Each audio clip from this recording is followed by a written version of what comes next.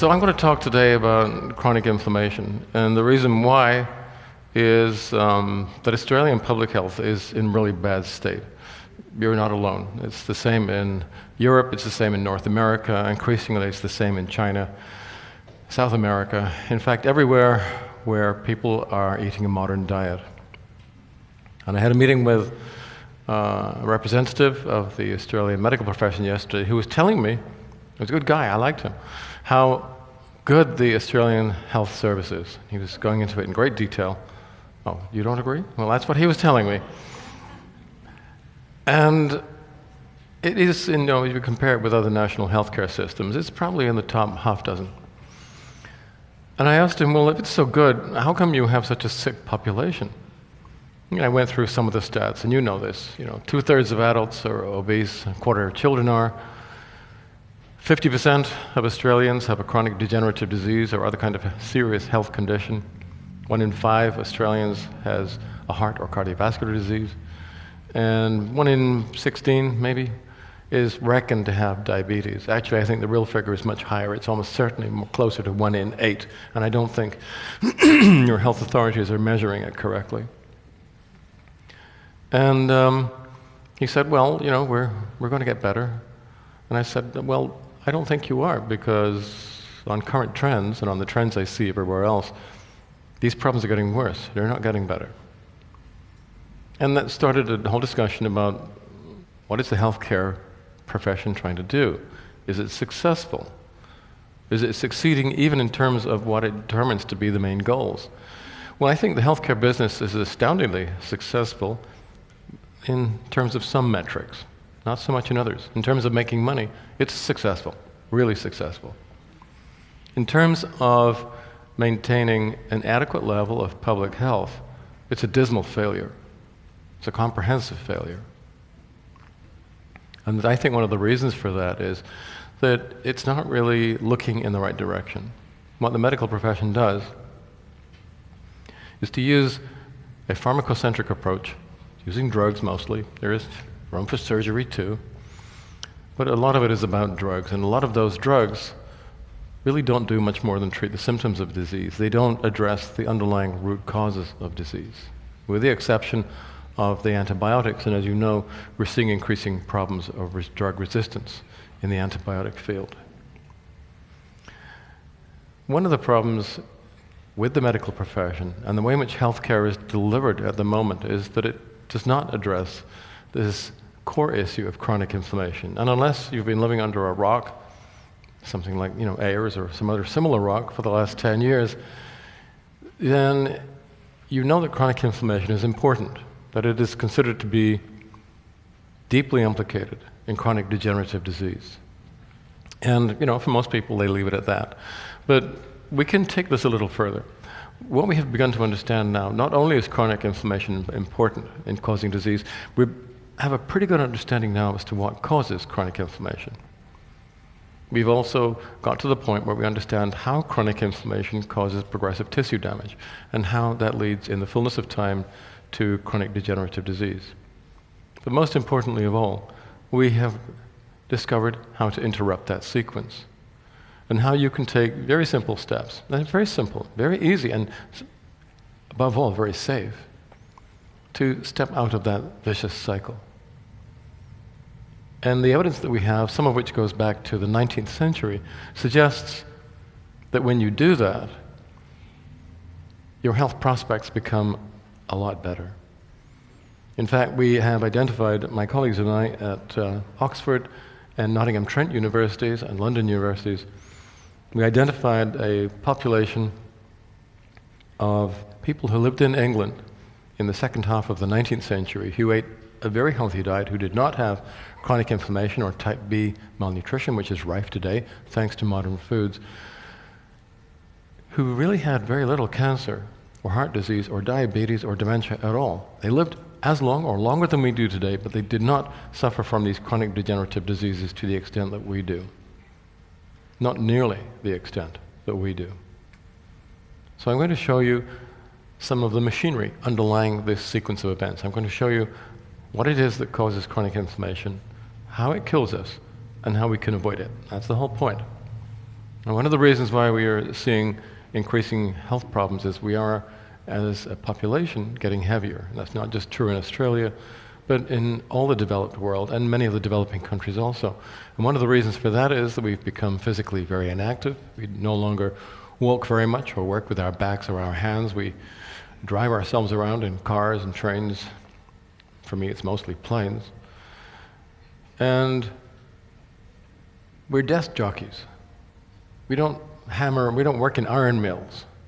We don't make things very much anymore. Some people still do, but those are minority occupations. Most of us push paper. We work with data. We work in offices. We have white-collar occupations. So that's one problem. The other problem is we are beleaguered and surrounded by foods which have been designed to overcome our defenses, which do not satiate, but which have been formulated in such a way that they are almost addictive. In fact, this whole issue of food addiction is one that is receiving a great deal of interest at the moment in the clinical and the scientific communities. There are journals of food addiction, and a lot of research indicates that the current generation of processed foods have been designed in such a way that they are effectively addictive. They're also artificially cheap, widely available, very convenient. So we eat a lot of these foods and they're full of calories. We eat too much of them because they do not satiate.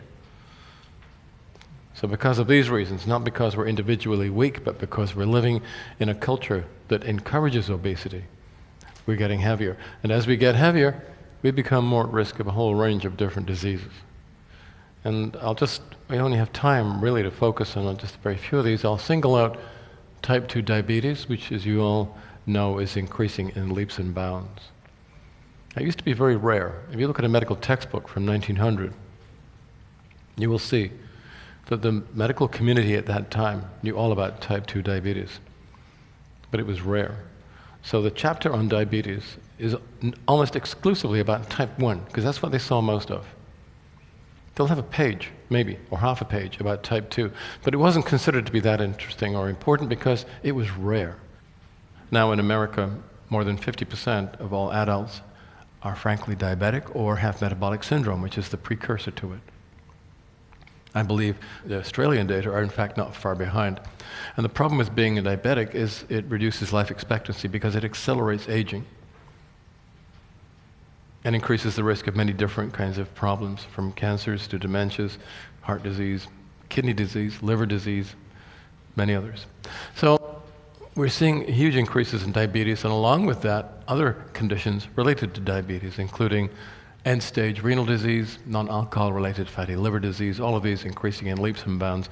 And like diabetes, not only increasing in the numbers of people affected, but occurring in younger and younger and younger groups of patients, creating a huge and increasing demand for healthcare on a healthcare service which is already overburdened. Hypertension now affecting more than half of all American adults. I believe that the Australian figures are not that far behind. They're certainly going in that direction. And cataracts, less serious perhaps, but a huge inconvenience, a major problem in the second half of our lives because it's a common cause of loss of vision. Not only are we seeing more and more cases of cataracts, but we're seeing them occurring in younger and younger patients. In fact, the average age of onset has fallen by 20 years since 1950. This used to be an old age disease. Now we see it in teenagers. More common, younger and younger patients. This is a picture of a population that is being poisoned. And hold on to that picture because it shows through in a number of other disease categories. So these are diseases involving the central nervous system. Not only are we seeing a huge increase in the numbers of patients who are dementing, we are also seeing this same pattern of the age of onset of disease decreasing. In fact, the average age when dementia starts has fallen 15 years since 1980. And because as the disease progresses, it will eventually kill you, we're seeing huge increases in the numbers of men, 300% increase, women, 500% increase over 75, who are dying from these types of diseases. And we're seeing increases in the over 65s as well. You've heard, I think, the government's claiming to be concerned about the cost of healthcare for people with dementia. This is one of the reasons. But there is another tidal wave coming along because of the numbers of increasing for depression as well. Not only are the numbers of people with depression increasing, but you see the same decrease in latency. So the average age of dementia has fallen by 15 years since 1980. The average age of depression, when it first occurs, has also fallen by almost exactly the same number of years. And that's an even more of a concern, because if you have a history of depressive illness, you are far more at risk of dementia, because depression actually causes brain damage, we now realize. I know that there are some medics here, you know about some of the mechanisms involved, but there are many lay persons here as well, so I won't go into the detailed biochemistry. In the early stages of life, the neurodevelopmental disorders have also increased hugely. So this group of conditions, which are due to the fact that in the developing brain in the last trimester, in the first year postpartum, the nerve tracts, which are supposed to go to specific places, don't succeed in getting there. They don't make the right connections. So the numbers of kids with ADD, ADHD, all of these types of problems also skyrocketing. Diseases of the connective tissues, osteoporosis, osteoarthritis, same trends. We're seeing increasing numbers of people presenting with these conditions. They are coming into the clinics at a younger and younger age. Diseases involving the immune system, asthma, and all the other allergies, and these are also allergies but involving the gut. Surprising the way in which these numbers have increased. So you think it's normal for children when they go to school for 1 in every 4 to have an inhaler. That's pretty much what it is now. It's not normal. I went to school in 1954, and in this huge school of 2,000 kids, there was one boy with asthma, just one. That was our normal. And this kid, because we had no idea what asthma was, we'd never seen it before, when he had an asthma attack, we'd stand around in a circle watching him gasp for breath. Now, it's everywhere. So normality changes. Humans are not very good at detecting change if it occurs slowly and over periods of years or decades. We're adaptable. And because most doctors are ahistorical, they don't learn history, they don't really know very much about this. They think that what they see today is inevitable, that this is how it is, this is how it has to be. That is a huge and pervasive philosophical error. Things used to be very different. That's just one example, and there are plenty more. Cancers, which we are so concerned about today, you all know someone who's been touched by that. The frequency of cancer has doubled since 1950.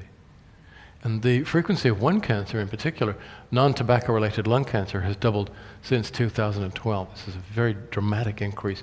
And it's not because we're getting older. We're not. Life expectancy is falling. And this is another clue. We're seeing that same increase in cancer in young people. And here's a group of young people where bowel cancer, one cancer in particular, has increased 4-fold since 1974. We have created a very sick society. Now, I'm sure that there are many of you who do not yet have these types of diseases, although the statistics tell us that over time, eventually, you will.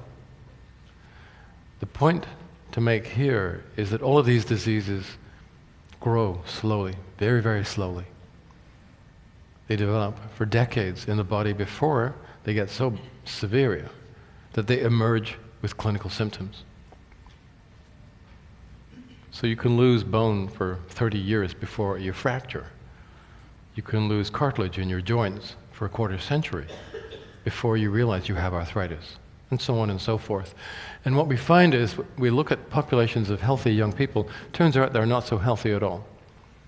Because almost all of them have already in their bodies the seeds of those diseases that will go on in time to become clinically overt, which will make them sick and which will kill them.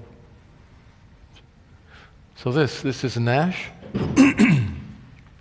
which is the precursor to the liver disease I was referring to earlier. And when we look at healthy young populations, or they think they're healthy, we find that actually at least 1 in 5 of them already have developing liver disease. It's just not severe enough yet that they're aware of it. Nearly a third of healthy men and women have osteopenia. That is, they're moving gradually towards osteoporosis. They already have this disease that we call osteoporosis, but just in its early stages. And at least a fifth already have coronary artery disease. In fact, that figure is probably wrong. It's more like twice that. And at least a fifth of healthy middle-aged adults are already starting to dement. Not so much that they can't remember their names or where they live, but when we use sensitive tools, we can actually see their mental function is deteriorating. They are moving towards dementia. It's a kind of a gloomy picture when you realize that you all already have chronic degenerative disease, no matter how healthy you feel. But I think that you can flip that around. There's another way of looking at it, and that is that if you know that this is likely to be the case, and if you know what to do about it, you can take preventative action, and you can stop these problems ever coming to the surface. You can stop them from ever becoming clinical or from making you ill. And that is where the science has now arrived. So this is not just me saying all these ridiculous things. There's a lot of clinical scientists who have concluded the same, exactly the same thing. This is the Global Burden of Disease study, and a lot of very good medics and scientists are involved in this. They publish once a year, usually in The Lancet, and almost every year their conclusions are pretty similar. They say that most cases of early, which means preventable death in most cases, are due to your lifestyle and specifically your diet, what you eat. It is your diet that is killing you softly in all of these ways. Why don't we protest more about it? Well, maybe because it's making us more stupid too. Have any of you seen the film Idiocracy by Mike Judge? You seen it? Funny film, isn't it? Turns out it was a documentary. There's a scene at the beginning of this film where they show IQ falling. And actually, it's very close to this graph, which is a real graph. It's a meta-analysis carried out by a guy called Domini and a bunch of his colleagues. They're pretty good at what they do. And what they have measured is, based on all the research that's been done in this area since 1898, when the first test was done, that our IQ has steadily fallen. This is pretty strong data. And since, as you can see here, in 1950, our IQ has fallen by an average of 15 IQ points. We are becoming measurably more stupid. And, you know, every generation thinks that it's a lot smarter than the one that went before. You know that, don't you? Those of you who are parents, you know that. You know, that's why we say to them, kids, leave home now while you still know everything. But the opposite is happening. They're actually less intelligent than we are or used to be. And the worrying thing here is I don't think the next generation of kids are going to be any better. That graph is going nowhere but down. And in fact, since this paper was printed, there's been some more data, and the preliminary analysis suggests we've lost another couple of IQ points. So we are kind of de-evolving. Intelligence got us this far, but I think the future scenario looks altogether different. Does it even matter? Because we're losing our ability to reproduce.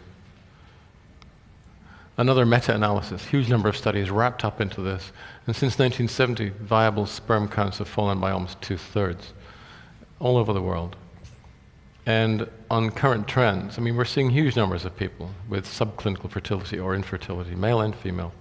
On current trends, we're going to see population collapse within about 20, 25 years. And it won't be planned or pretty. It's likely to be extremely problematic, let me just say that.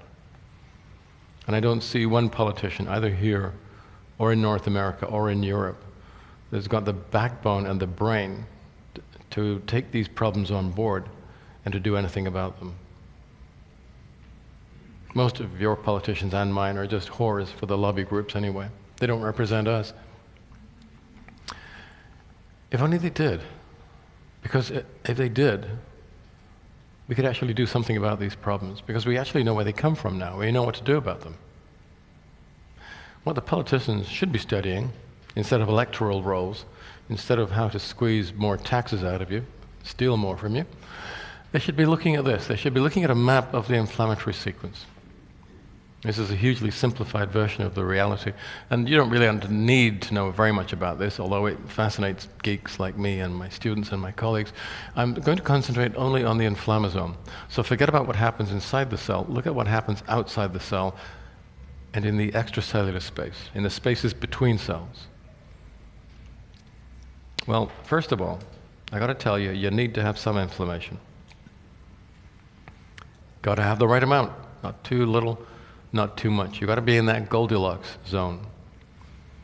It's like, you know, let's say it's a winter day here in Perth.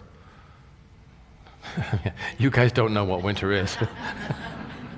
I used to live above the Arctic Circle. Where I came from, winter was minus 35, sometimes minus 40. Now that's cold. What you have is not really cold. And I see you walking around in puffer jackets and ski jackets. I don't know what you think you're doing. Anyway, so let's say you set a fire in the hearth of your living room. You just want enough to heat the room and make it comfortable. You don't want to burn the house down, right? So it's checks and balances. You need to be in the right zone. So it is with inflammation. You need to be able to start the inflammatory sequence, because that's how you defend yourself against pathogens or heal after tissue injury, but you don't want too much. So it turns out there's a brake and an accelerator.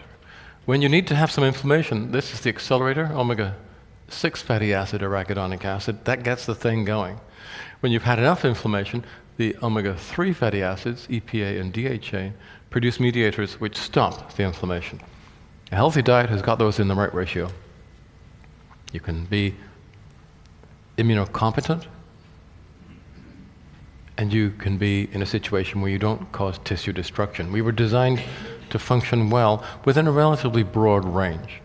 But the problem is that this ratio is way out of whack now because of the food industry. So we have far too much omega-6, not enough of these omega-3s. So your foot is always on the gas pedal, on the accelerator. You're always driving that inflammatory sequence. We have too much of it. Instead of being acute and helpful, it's chronic, and it becomes very destructive. So this is what happens. The inflammasome, which is where the thing from the cell goes out into the extracellular space, you can divide it into two compartments. An upper one, and in a minute I'll show you the lower one. And it's in the upper one, the 6:3 ratio is really important, the accelerator and the brake. Now, under normal condition that works pretty well, but we now have a very high 6:3 ratio, and when we have a very high 6:3 ratio, the cell releases these little particles into the extracellular space. They're called exosomes, and that releases enzymes called matrix metalloproteases. That's the second phase, and now is when the tissue destruction starts. Now, because these enzymes are so destructive, if you're eating a healthy diet, it's going to be full of compounds called polyphenols, which you find in spices and fruits, and not so much in vegetables, to be quite honest. And what they do is they inhibit those enzymes, keep them under control. But the modern diet has taken away all of those safety factors. The modern diet has given us a very, very high 6:3 ratio. It's about 15:1 instead of being 2:1, which means that the top chamber of the inflammasome is overheating, and then the processed food diet, the modern diet, takes these things away too.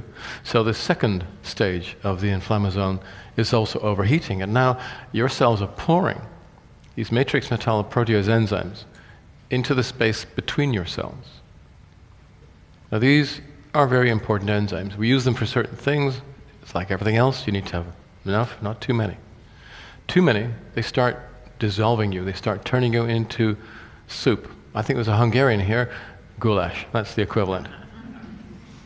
These enzymes destroy everything. They dissolve you. They literally dissolve you. This is what is produced by the flesh-eating bacteria. but we produce the same enzymes inside our bodies when we have chronic inflammation.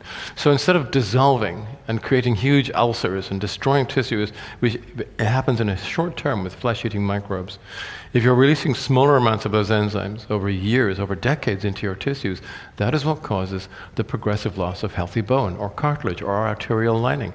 That is what contributes to the increasing death of neurons inside your skull as you move towards dementia. You do not want to have chronic inflammation. It's not a good idea.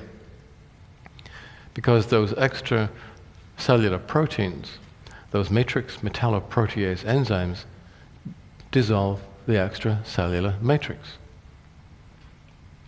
which is this three-dimensional mesh of fibers that holds all your cells together. So there's collagen is one, that's a familiar one. There's many different kinds of collagen, but there's many other fibers as well. And this system is actually now considered to be an organ in its own right. It's a physiological system. Different types of fibers, different ratios in different parts of the bodies. It underpins the skin, for example. And the amount and health of the matrix determines the skin's thickness, its tensile strength, its elasticity, its ability to hold moisture, its hydration. When you lose the matrix, that's why the skin gets thinner, fragile, less elastic, less hydrated. That's what you call aging of the skin. It's entirely reversible, if you know how to do it. So this is the matrix that those enzymes dissolve. And if that matrix is being gradually destroyed over the years, then whatever tissue it is in will disintegrate and slowly die. And this is what the bulk of the aging process is, as we experience it today. And this is one of the core factors that drives chronic degenerative disease. Here's a little bit of information showing you how our ratio of 6s and 3s and polyphenols has changed. So for all the evidence that we have indicates that our 6-to-3 ratios have remained at about 2-to-1 for as long as we have records for, until in about 1900 that starts to change. 3s drop off the map because seafoods become less expensive, and just to give you a clue as to how much more expensive they've become. In the 1900s, oysters are given away for free in the coffee houses and ale bars. They're so plentiful. Where the bars now have bowls of peanuts on the bar, they used to have trays of oysters. They were given away for free. They were so cheap. That's changed a little. And the other good source of omega-3s, wild organic salmon, was so poor, so cheap, that again, it was like the food of the poor. No anymore. Not anymore. Not anymore. And omega-6s have taken up because the food industry around about 1900 discovered a technology they could use to stabilize plant oils, give them a longer shelf life, and then they started pouring them into the food chain. So that really takes off. It's now 15-to-1 in Europe, 25-to-1 in North America. Polyphenol intake has fallen as well, dramatically. Partly because the foods we eat less of them. The foods themselves have changed. Their polyphenol content has been reduced. And partly because we eat a lot of processed foods rather than simple produce. So in an apple like this, or like this one for that matter, the polyphenols are in the skin to protect the fruit, and in the core to protect the DNA, which is why it's a good idea to eat fresh fruit. But if you eat a processed form of that apple, let's say you are ill-advised enough to consume a Mac apple pie. Not so good. What does industry do? They take off the peel, take out the core. All that is left is the pulp, which is cellulose and pectin, water and sugar. Then they add more sugar, and then they put preservatives in it, and they turn it into something that is no longer healthy at all. At all. So our levels of polyphenols in our diet have fallen dramatically, and this is the clue as to why we have so much more chronic degenerative disease, and these are the companies that bring it to you, because they have flooded the market with processed foods. Even although many of them, the smarter ones, and there are one or two smart politicians, know that these foods are actually not very good for you, and they prefer to eat altogether higher off the hog. These are processed foods for the poor. Processed foods for the unrepresented. Processed foods made artificially cheap because the lobby groups tell their politicians, we'd like some subsidies, please. And they're universally available. And for people who are cash poor or time poor, a lot of these foods are easy options. And they're difficult to resist because they're made to be addictive. The food industry is very good at doing that now. Now, none of these foods are acutely toxic. You could buy, for example, let's see if I can find an Australian product there somewhere. Do you have bonkers? That sounds Australian.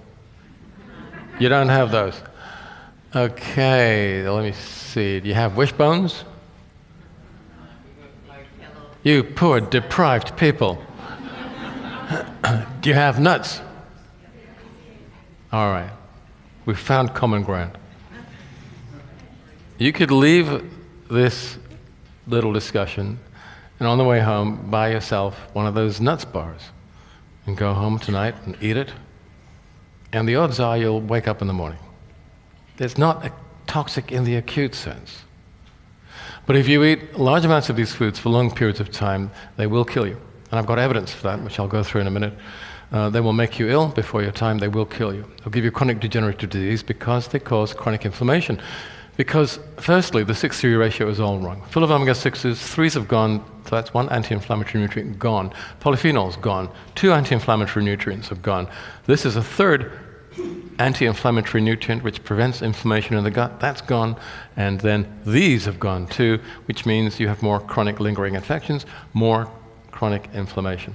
4 important anti-inflammatory nutrients gone, and industry then replaces them with these, which are compounds made when they process foods using their high temperature technologies. And these are highly pro-inflammatory. And then they give us lots and lots of sugar, far more than you even know is there, which also causes chronic inflammation. Not just sugar in cakes and confectionery, but in places where you would least expect it. Ketchup is really tomato jam. You don't taste the sugar because it's vinegar and spices. It covers all that up. There's a huge amount of sugar there. And then just to make matters even worse, they fill the foods full of salt, which means that your smooth muscle is too contractile, which means if you have inflammation in your arteries, the blood pressure goes up even more. Inflammation in the lungs, which many Australians have, through your asthma problem, the asthma becomes worse. So this is a food environment which is dominated by only a very small number of multinational players, almost designed to cause accelerated aging, disease, and death. And your politicians and ours have allowed this to happen. It is a diet that causes disease and death, and it also not only causes chronic inflammation, it starves you at the same time. Now that might seem counterintuitive, because not many people are starving today. But it starves you inwardly. Outwardly, you may seem to have enough calories or too much. Inwardly, you're starving. This is a diet that causes chronic malnutrition. That's why the Global Burden of Disease study was saying it's a poor diet that is the most important cause of death. But because these foods are full of calories but so low in nutrients, they create inner starvation, inner malnutrition. Now, medics usually refer to type A malnutrition, which is a deficiency of something like vitamin C and not enough calories, and they think, oh, well, that's malnutrition. A kid, typically in Africa, with kwashiorkor. We don't see that. We see type B malnutrition, where people are low in just about everything, because you're eating historically low amounts of food. And those foods are historically low in nutrients. And you have enough or too many calories. And that, luckily, we can pick that up too. We know exactly what that looks like. Looks like you. In fact, it looks like the inhabitant of any modern city. So they have chronic inflammation, and they have type B malnutrition, which most of you have. Which means, if you go back to that matrix, your economics are all skewed. Now, every living tissue is dynamic. It turns over constantly. If you're losing 10 arbitrary units of matrix a day and replacing 10 units, fine. You don't age. The matrix doesn't change. Skin doesn't age. Your bones don't weaken. The linings of your arteries stay supple. If you have chronic inflammation, you're now losing 15 units. And if you have type B malnutrition, you can only replace 5. So now you're losing 10 units of this matrix a day in whichever part of the body is affected, and it gets slowly less and less and less over time, like the erosion of a coastline. And now you are getting to the core of what chronic degenerative disease is. It's this combination of chronic inflammation and type B malnutrition. I said I'd show you some information as to how much this kills you. Well, more than you'd think. We've got a lot of data now which show, and all this is very recent, that the more of these processed and ultra-processed foods you eat, the more you get cancer, the more you die prematurely. And if you have 5 or 6 portions of these processed foods a day, it doubles your risk of early death. And it works not only in humans, but in other species as well. If we feed these processed foods to lab rats, they also get chronic degenerative disease, die early, accelerated aging, they die of sepsis, as we do when we eat these types of disease, these types of foods. And we eat so much of them, it is affecting so many of us that national life expectancy figures are starting to fall. I first saw this occurring in particularly vulnerable groups in the United States well before 2016. There are certain bellwether groups that are telling you that danger and negative things are coming. So I picked this up probably in about 2012. I could see the trend starting to form, but by 2016, it couldn't be hidden anymore. It was happening at the national level, and it's happened ever since. Life expectancy has been falling in the United States since then for all these kinds of things, including sepsis, just like those lab rats, plus diabetic complications, neurodegenerative disease, as I said earlier. And then more recently, the same thing started happening in Britain, and now we're going to start seeing the same trends in Germany, Ireland, Finland, Poland, and Australia, because this reflects the extent to which we eat these terrible foods. America consumes more of them than anyone else, close to 60%. Britain comes in at 52%, we're higher than that now. Then you have Ireland, Germany, Poland, and Finland. And Australia is pretty much in that group. And what this map is showing you is the effects on food consumption patterns of the food multinationals' juggernaut as they drive it from west to east and from north to south through Europe. And they have almost effectively obliterated the Mediterranean diet now. That will be almost gone altogether within the next few years. And there is some data from Germany, more or less, confirming that point. I won't go into that. So what do you do to look after yourselves, reduce your disease risk? You know about the Mediterranean diet, really good for you. More healthy option than anything the medical profession can give you. But we now know something even better. This is the Marquis Townsend, known to his contemporaries as Turnip Townsend, because he introduced a scheme of crop rotation involving turnips into Britain from Holland. His land was in Norfolk, which is the part of England that is closest to Holland. And laborers came over, and they were the people who actually talked about this innovation. He took the credit, but he and others like him introduced the agricultural revolution, which hugely increased agricultural productivity in Britain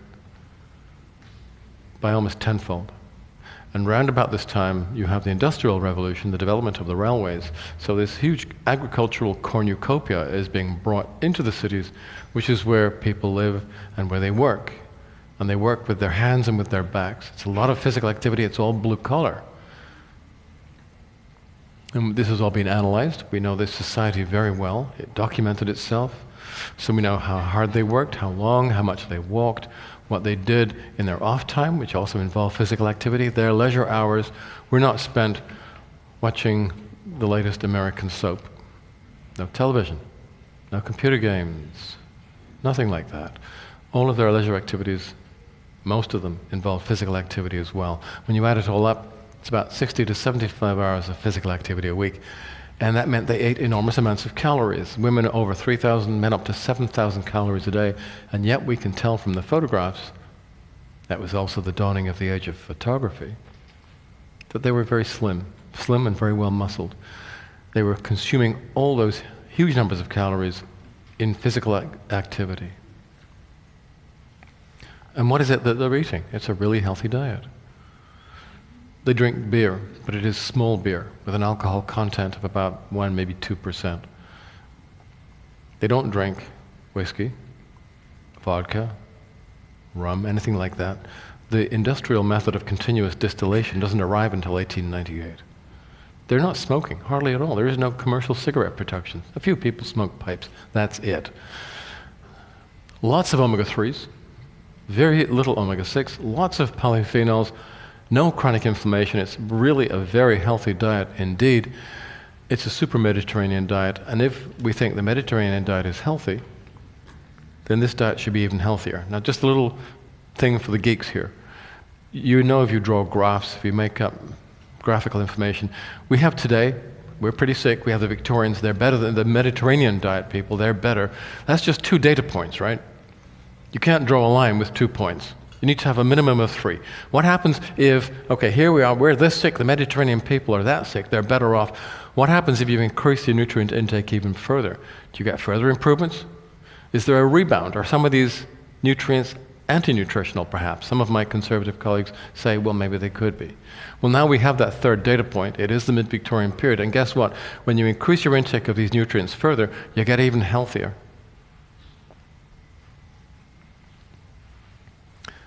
So we do life comparisons. We look at life expectancy, which is a crude indicator of health. And if you do your comparisons, you see women have gained about 3 years since the 19th century, which is everything to do with family planning and improved gynecology and obstetrics. But men have lost 3 years. And we have gone backwards. We have lost 3 years despite modern medicine, surgery, diagnostics, despite the proliferation of medical facilities that cover our land like a cancer. They have done nothing to improve public health. They have done nothing to improve our individual health. The Victorians didn't die in the way that we do. We die very slowly and very expensively, and we are a burden to ourselves and to our carers. The Victorians remain completely healthy until the end and then die very quickly, very often in large numbers in epidemics, which is actually a lot cheaper. Yeah, this is the cold science of mediconomics. This is the kind of thing that our politicians pay attention to. They don't really want you living longer and drawing a pension for longer. It doesn't work out for them.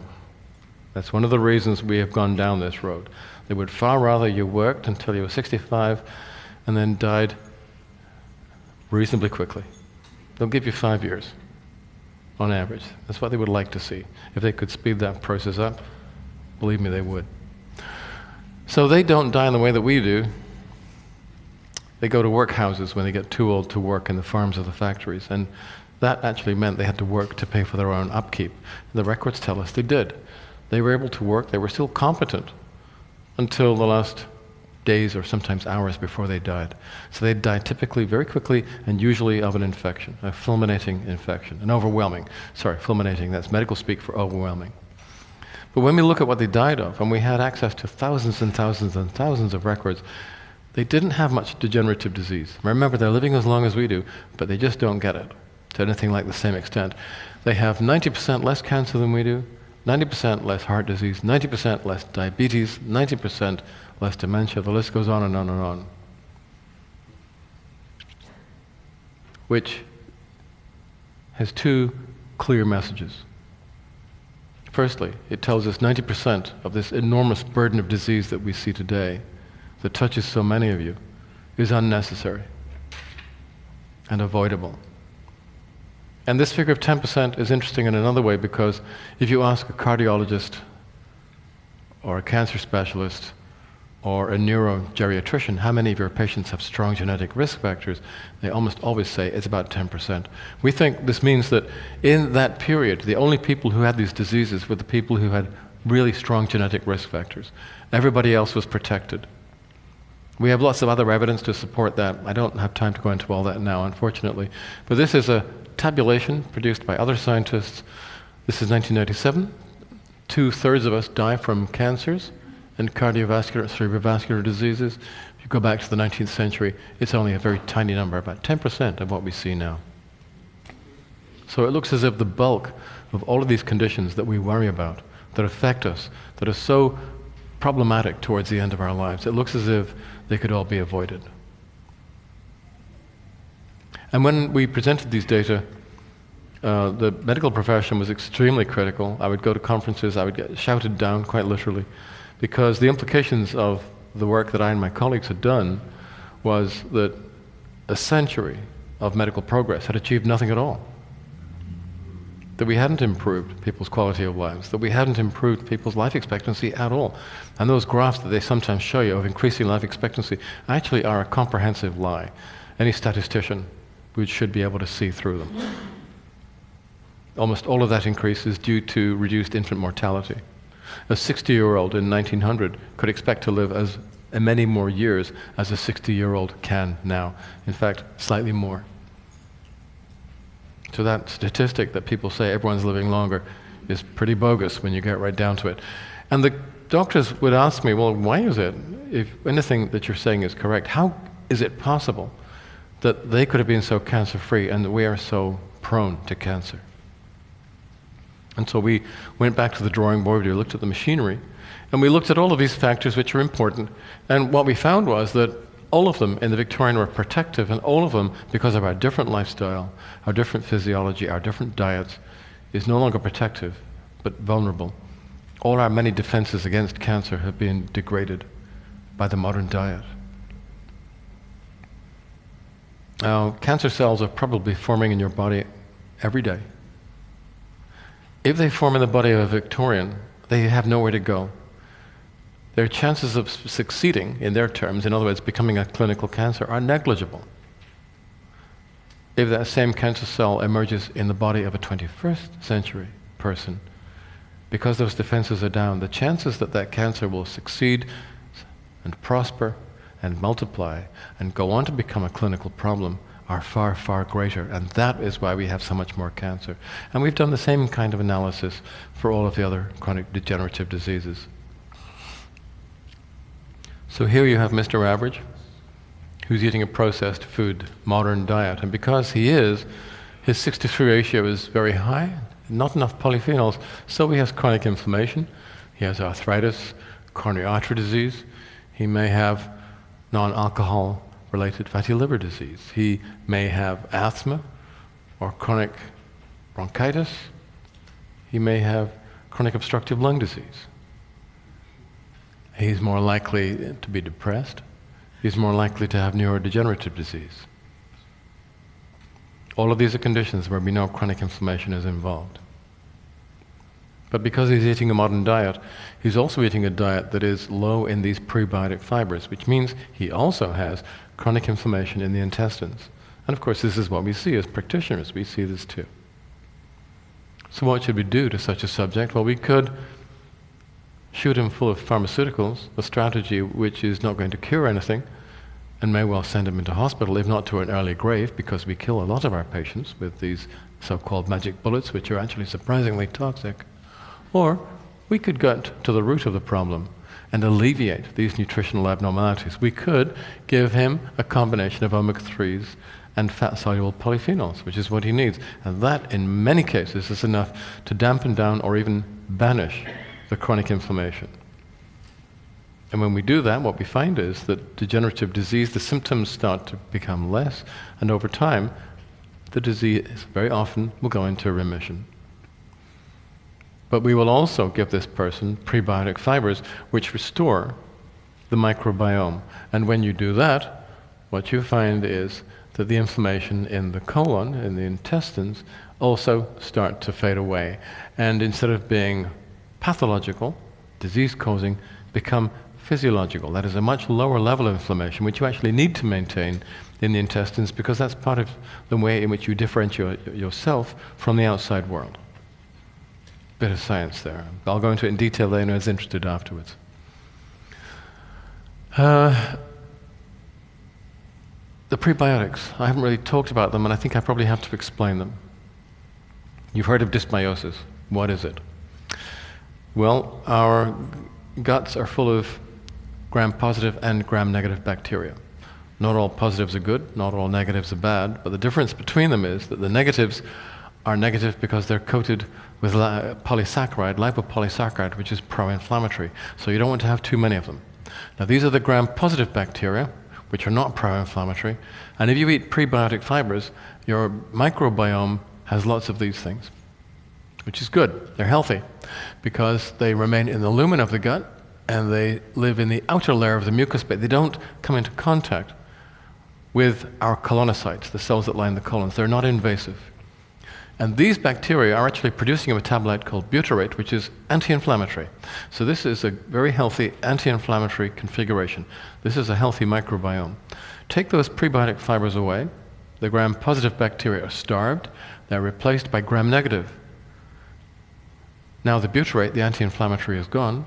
Now the gut is filling up with lipopolysaccharide, which is pro-inflammatory.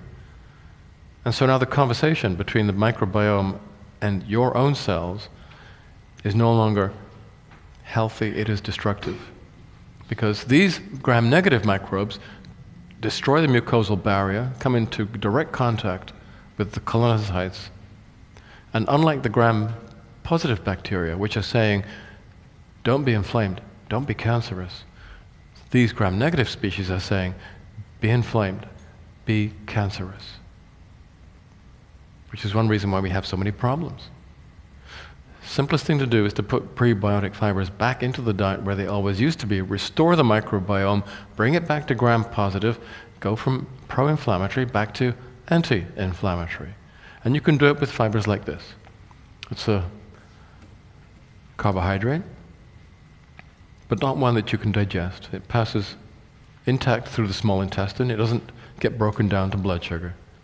It goes into the colon, becomes food for the microbes. They break it down into short-chain fatty acids, including butyrate, which is a very, very good thing. So this is a very short-chain fiber, and the microbes eat it from one end all the way to the other. And because it's such a short molecule, 1 gram of phos will contain a lot of ends, a lot of short fibers. So the fermentation, which is how the microbes consume it, is very rapid. So we have to add it to longer fibers, including inulin, which is the same but longer. This is 1,3,1,4-beta-glucans from oats, longer, even slower.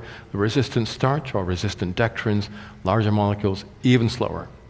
And you need to have fast, medium, slow, and very slow fibers because in the gut, everything moves. So this blend passes through the small intestine and then gets into the large intestine, and it's fast fibers start the fermentation. They start the shift from gram-negative to gram-positive. And then the next fibers take over, the inulin, and then the 1,3,1,4-beta-glucans, and then the resistant starch. It's a timed release system, like a relay race. And in this way, we change the microbiome throughout the entire large intestine. And when you do that, the inflammation goes away. Now, WHO says you should all be eating more fiber. And if you eat enough, it'll reduce the risk of premature death by 30%. Here's the breakdown. And they say you should eat 30 fibers. That's about adequate, but if you eat more, there's more protection. Problem is, our average intake is 15 grams of fiber, not nearly enough. They give you this advice, but it's useless. What you need are the prebiotic fibers. The other fibers simply won't do the trick. It's the prebiotic fibers that treat the dysbiosis and make you feel good. So what are we eating? 15 grams of fiber a day. Only a quarter of that is prebiotic. The WHO says eat double that. And what we've done is go one better. In our blended prebiotic, the dose is 12 grams. And we think that will give you the same advantages that the WHO have published. In fact, more, considerably more. And what we see is huge improvements in the condition of our patients and clients who decide to go down this route. There's 2 other major sources of chronic inflammation. One is deep abdominal adipose tissue. Apple shape, you know it's bad for you? Because it's that kind of fat that creates inflammation. It's invaded by macrophages. Bad news. So 2 things you can do: get thin, which is difficult, or stabilize it with some very special micronutrients, including carotenoids and xanthophylls and lipophile polyphenols. Details don't matter, but all of those have been put into another formulation called called Extend, which also contains everything else that you need to alleviate and reverse type B malnutrition. One final problem, one final frontier, one more source of chronic inflammation. And it's not mobile phones, it's not stress, it's periodontal disease. Brush your teeth, spit into the sink, spot of blood, you have periodontal disease. You have chronic inflammation in the mouth, you have dysbiosis in the mouth. You're looking worried. come and talk to me afterwards. If you have periodontal disease, it might seem trivial to you, but it's actually very serious. It increases the risk of Parkinsonism and Alzheimer's, and we think that inflammatory mediators and bacterial metabolites are getting into the brain through the olfactory nerve. Because this is happening in the mouth, you're swallowing these compounds in the saliva, and that's why periodontal disease, we think, is associated with an increased risk of various cancers, including breast and prostate, resistant hypertension, and probably coronary artery disease. So we would like to do something about this. You can go to your dentist to have your teeth scraped, which is really a horrible thing to do, or there may be a better way, a less painful way, and I've been looking for one for a long time. About 5 years ago, I found a group of compounds in macroalgae, seaweeds. When you pick up seaweed out of the ocean, first thing you notice is it's slippery. It's very slippery. They're coated with non-stick compounds, and it turns out that those compounds are fucoidans and funorans. They're present in edible seaweeds. This is a seaweed that's eaten, it's baked into bread in Ireland. It's eaten in other parts of the world, including Scandinavia, Scophilum nodosum. Sounds like something out of Harry Potter, but it's a seaweed. And if you eat this seaweed, you absorb these compounds, they get into the blood, they get into the saliva, they bathe the roots of the teeth with these non-stick compounds, and when you do that, the bacteria, the plaque and the tartar simply fall off your teeth. And you can see that for yourself by measuring the plaque with plaque disclosure tablets, which you get from your dentist. And if you keep on using these products, 2 or 3 weeks later, the tartar drops off your teeth as well. And you can do this for yourself. You can also give it to your cats and dogs, because it works in animals too. Exactly the same principle. And when you do that, the inflammation, the dysbiosis in the mouth disappears, and then the risk factors, we think, for brain disease and for other diseases in the body also go away. And this is going to be in the next version, the next generation of Extend, which I mentioned before.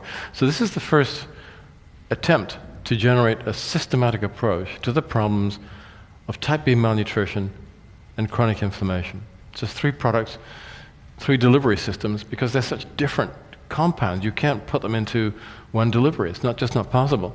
So inflammation in the tissues, it's this combination of omega-3s and lipophile polyphenols. In the gut, the blended prebiotics. And in the deep fat, in the abdomen, and in periodontal disease, and for type B malnutrition, that is the answer to that. So it's very simple, surprisingly effective,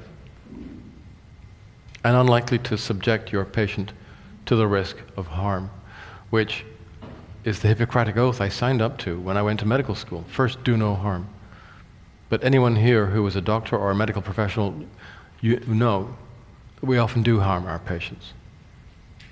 We don't ever cure them unless they have a bacterial infection which is still not resistant to the antibiotics we use. We're beginning to move into the next generation, the next paradigm of healthcare. We're now starting to think of these things in terms of curative strategies, and despite being highly effective strategies, strategies which are entirely safe. We think the pharmaceutical industry was interesting. We think that approach is largely wrong. We think that over the next few years it will become progressively more redundant. And as it does, public health, your health, the health of your communities, the people you love, is going to improve.